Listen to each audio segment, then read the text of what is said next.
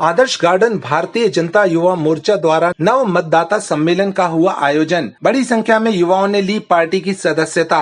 वहीं प्रदेश अध्यक्ष वीडी शर्मा ने कहा कि देश के नव निर्माण और विकास में युवाओं की भूमिका ठीक वैसी ही है जैसी कि सजीव शरीर में प्राण की, क्योंकि राष्ट्र की रीढ़ और नींव युवा शक्ति ही है। युवाओं के विचारों की हवा ही राष्ट्र की विजय पताका की दिशा निर्धारित करती है। प्रधानमंत्री नरेंद्र मोदी को आपसे अधिक अपेक्षाएं हैं, इसलिए प्रतिनिधि के तौर पर उन्होंने मुझे आपके पास संवाद करने के लिए भेजा है।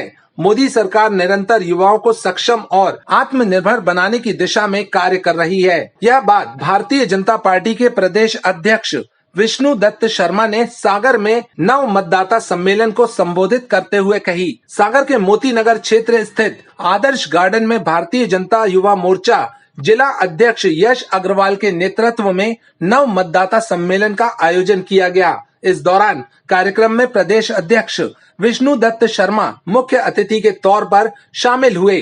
उन्होंने कार्यक्रम को संबोधित करते हुए कहा कि आमतौर पर नव मतदाता सम्मेलन का आयोजन किया जाता है तो उसमें भाजपा के पदाधिकारी व ऐसे लोग शामिल होते हैं जो नव मतदाता हैं ही नहीं। लेकिन मैं भाजपा अध्यक्ष यश अग्रवाल को बधाई देता हूं जिन्होंने नव मतदाताओं को इतनी बड़ी संख्या में आमंत्रित किया। उन्होंने यश अग्रवाल को बधाई दी। उन्होंने कहा कि वर्ष 2014 से 2024 तक भारत दुनिया के विकसित देशों की श्रेणी में शामिल हो चुका है। हमारी संस्कृति अब दुनिया अपनाने लगी है।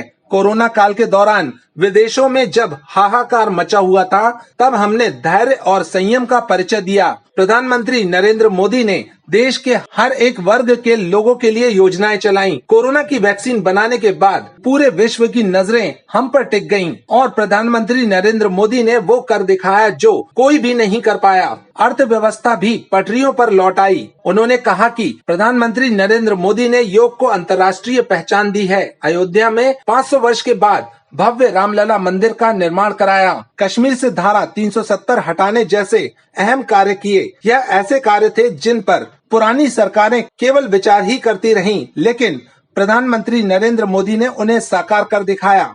मतदाता सम्मेलन में आज यहाँ सम्मिलित हुआ हूँ। माननीय प्रधानमंत्री नरेंद्र मोदी जी की इच्छा के अनुरूप आगामी 2047 का भारत और आज 18-19 साल के नए नौजवान जो इस भारत का नेतृत्व करेंगे, ये भविष्य के निर्माता हैं। इन नौजवान साथियों को आज मोदी जी उन्हें प्रधानमंत्री बने और इसको लेकर के नए भारत का निर्माण नई तकनीक के साथ दुनिया के अंदर आत्मनिर्भर भारत बनने का काम जो माननीय प्रधानमंत्री मोदी जी ने किया है। ये नौजवान पीढ़ी आज प्रधानमंत्री नरेंद्र मोदी जी को पुनः प्रधानमंत्री बनाने का एक ब्रांड एम्बेसडर बन करके भारत के अंदर अपनी भूमिका निभा रही है। सागर के अंदर ये अपनी भूमिका निभा रही है। मेरी बहन लता वानखेड़े जो हमारी लोकसभा की लोकप्रिय प्रत्याशी है, जो पंच से लेकर के पता नहीं कितने जिम्मेदारियों पर रही, आज देश के सर्वोच्च सदन की प्रत्याशी के तौर पर भारतीय जनता पार्टी ने उतारा है। इस बार हम सागर लोकसभा में हर बूथ पर 370 प्लस वोटों के साथ हम इतिहास बनाने का काम करेंगे। ऐतिहासिक बहुमत से मध्य प्रदेश की 29 सीटें इस बार भारतीय जनता पार्टी जीतेगी।